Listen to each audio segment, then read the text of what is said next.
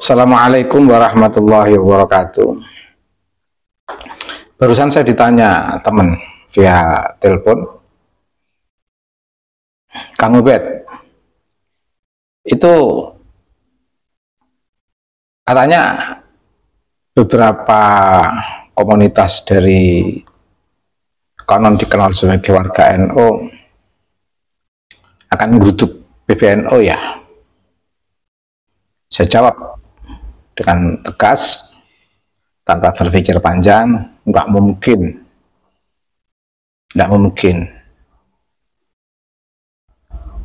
Kalaupun ada istilah ungkapan menggeruduk PBNU, itu bermakna sowan.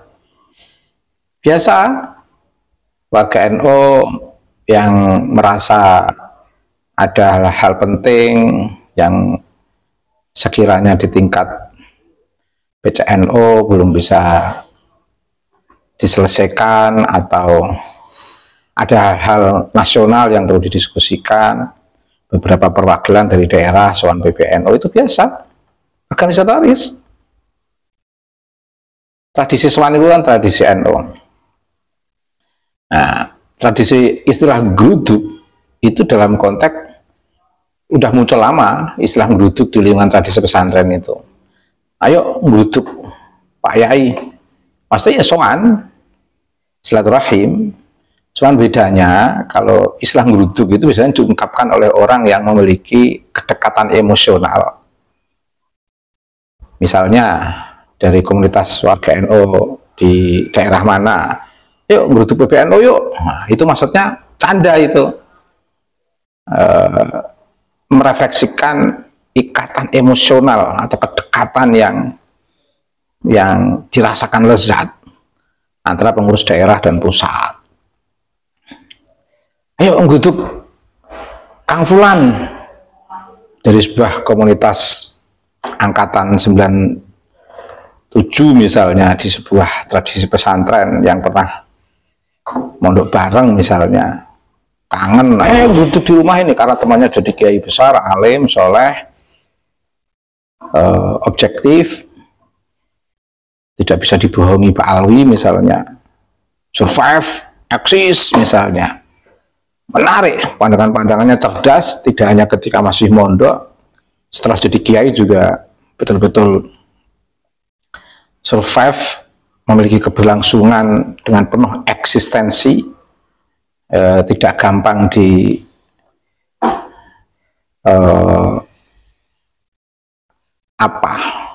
dipengaruhi oleh sistem sosial media yang terkadang tidak berbasis data kalau berbicara.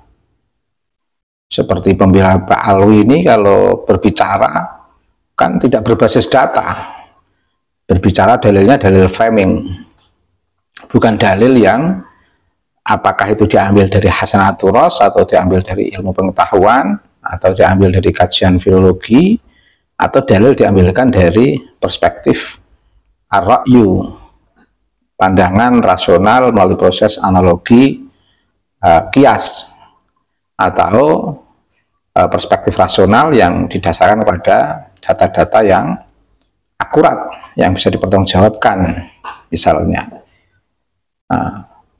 Tapi bisa saja satu kelompok ini kagum dengan temannya yang betul-betul cerdas, mungkin mendukung Kiai Imad tapi dengan cara yang by data, terus dia memiliki rasa kagum, senang, geruduk yuk, kita tanya pendapatnya. Akhirnya datang geruduk.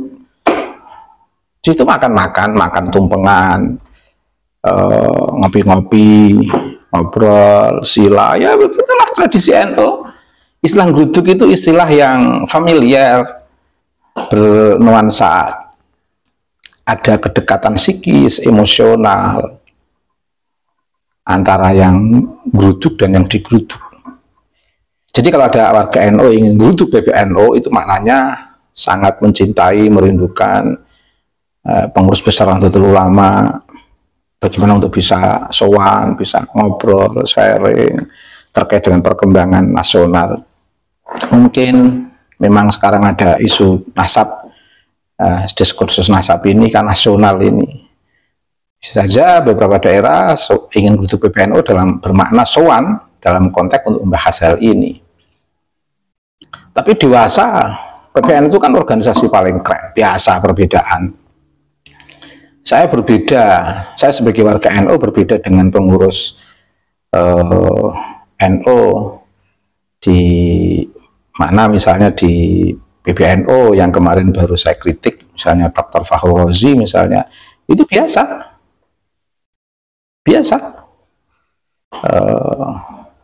Jangan samakan dengan guduknya Habib di PBNU. Beda. Kalau guduknya Habib di NU, memang guduknya orang lain, ke organisasi lain. Sama, bisa saja nanti ada warga NU yang geruduk di Robitoh, karena warga NU nggak ada hubungannya dengan Robitoh. Nah, kalau ini geruduk nggak ada hubungannya emosional, geruduk mungkin karena cengkel dengan Robitoh yang tidak bisa ngomong, mengendalikan, atau tidak bisa mengkontrol para keluarganya, anggotanya, yang ngomong sembarangan, sampai mengatakan Wali Songo nggak punya keturunan, ini wah, ini penghinaan, ini menghina Wali Songo, dikira mandul, juga menghina diri Wali Songo yang jadi ulama-ulama besar. Akhirnya kan kualat, real kualat. Orang-orang awam yang tidak tahu menahu sekarang akhirnya juga berani sama Habib, karena ungkapan Habib ini yang menjadi representasi para Habib di Indonesia tidak dikontrol oleh Robitoh, tidak dikontrol oleh Robitoh. Kalau nggak kuat, nggak kualat sama Wali Songo, para Habib ini, mungkin secara alamiah nggak sampai jatuh sedrastis ini. 80% sosial media itu merefleksikan ketidakpuasan dan kecengkelannya dengan para Habib. Dilalahnya orang-orang yang ingin membela Habaib, dilalahnya itu nggak ada yang benar. Ya seperti GL garis lurus, NU garis lurus.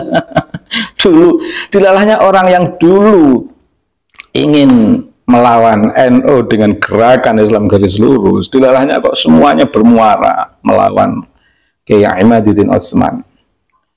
Dilalahnya orang-orang yang suka mengkritisi kiai-kiai di pengurus besar Nahdlatul Ulama, bahkan mengkritik NU secara institusional. Dilalahnya sekarang ini kok yang dilawan Kiai Imaduddin Utsman. Jadi Kiai Imaduddin Utsman itu keren, subhanallah, itu by design Allah itu. Allah telah menjadikan Kiai Haji Imaduddin Utsman sebagai pemper para Kiai NU dan pemper NU secara organisasi menghadapi para habaib yang banyak arogannya itu. Saya suka Kiai aset NU, aset terbesar NU Kiai Imaduddin Utsman itu. Jadi bedakan antara ngeruduknya warga NU ke PBNU itu bermakna sowan. Jangan kamu samakan dengan ngeruduknya habaib di PBNU. Beda. Kalau ngeruduknya habaib di PBNU seperti dulu itu memang merendahkan NU, merendahkan martabat kiai-kiai NU. Kualat sekarang. Banyak sikap-sikap mereka yang tidak elegan, sikap-sikap mereka yang tidak bersahaja, sikap-sikap mereka yang tidak bermoral terhadap kiai NU dan organisasi NU. Akhirnya jatuh. Ibarat masyarakat sudah banyak yang pada puncak kepercayaannya pada habaib pun tidak dalam konteks separuh dari masyarakat warga Nahdliyin. Hampir 90% warga Nahdliyin itu memiliki puncak kepercayaan terhadap habaib. Tapi bisa turun drastis, tinggal 20%. Mengapa? Karena dari waktu ke waktu pola tingkahnya nggak diperbaiki. Sampai ada beberapa habib yang kalau ngomong sembarangan. Ada salah seorang habib juga yang ngomongnya sembarangan terkait dengan Hasyim Asy'ari. Terkait dengan Gus Dur juga ada seorang habib yang ngaco. Begitu. Ya, sekarang dirasakan. 90% puncak kepercayaan warga NU kepada Habib hanya karena tidak sopan terhadap Wali Songo, hanya karena tidak sopan terhadap Syekh Abdul Qadir Jilani, disamakan dengan tokoh-tokoh fiksi di lingkungan Bani Ba'alwi. Ya, runtuh. Nggak dapat keberkahan secara batiniah, secara rohaniah dari para rijal di lingkungan Nahdlatul Ulama. Habib-habib merasa besar, mungkin besar dalam konteks kesombongannya, tidak kontrol dengan orang-orang yang penuh ketawaduan, adab asor, akhlakul karimah, adab di lingkungan Nahdlatul Ulama, baik tokoh yang hidup maupun tokoh yang sudah wafat. Banyak yang nggak sopan mereka itu. Akhirnya seperti ini. Saking angkuhnya sampai detik ini pun nggak ada secara organisasi Robito minta maaf pada PBNU dan minta maaf pada warga NU. Secara organisasi. Loh, mengapa kok secara organisasi? Oh iya, yang ngomong begitu ketuanya, mencaci kiai-kiai dengan dikatakan nama-nama hewan. Yang ngomong begitu ketua Robitohnya, itu sudah representasi organisasi, harusnya minta maaf secara organisasi. Nah, dan secara personal juga ngomongnya sembarangan. Nggak ada yang sampai sekarang minta maaf. Bahkan sampai kiamat tidak akan meminta maaf. Bahkan ada yang melaknat, mengkafirkan dalam pidatonya dari Habaib terkait dengan kritik, terkait dengan tesis Kiai Imad ini. Bahkan ada juga dari Muhibbin, karena terhasut oleh doktrinasi Habaib, mereka sampai bersumpah-sumpah dengan sumpah kosam alfa. Sumpahnya itu saya sendiri suruh mengulang nggak mungkin, nanti terjebak dengan istilah itu saya. Ya Allah ya Karim, ya Allah ya Karim. Padahal dalam tradisi NU menggunakan sumpah kosam itu dilarang.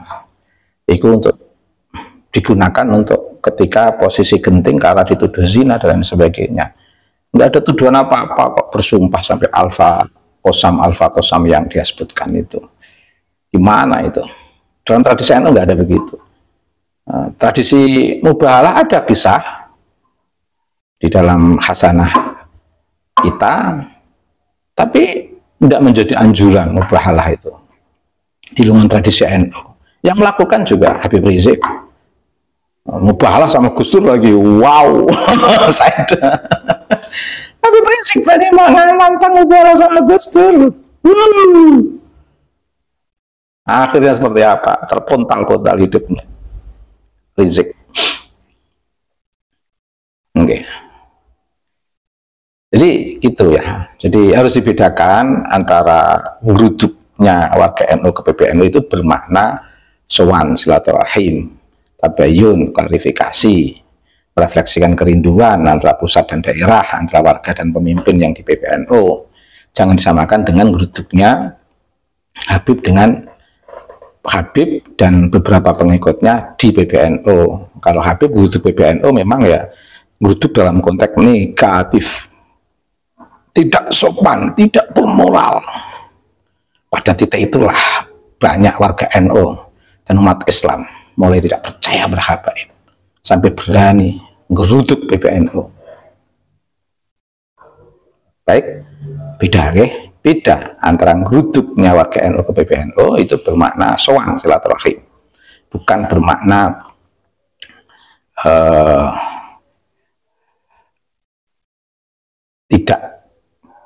bukan bermakna sebagaimana geruduknya Habib yang di sana ada sebuah kejengkelan emosional dan penuh huru-hara tidak bermartabat. PBNU kok digeruduk. PBNU itu institusi atau rumah para solihin, amilin, minal ulama yang ada di pengurus besar Nahdlatul Ulama itu. Baik, terima kasih.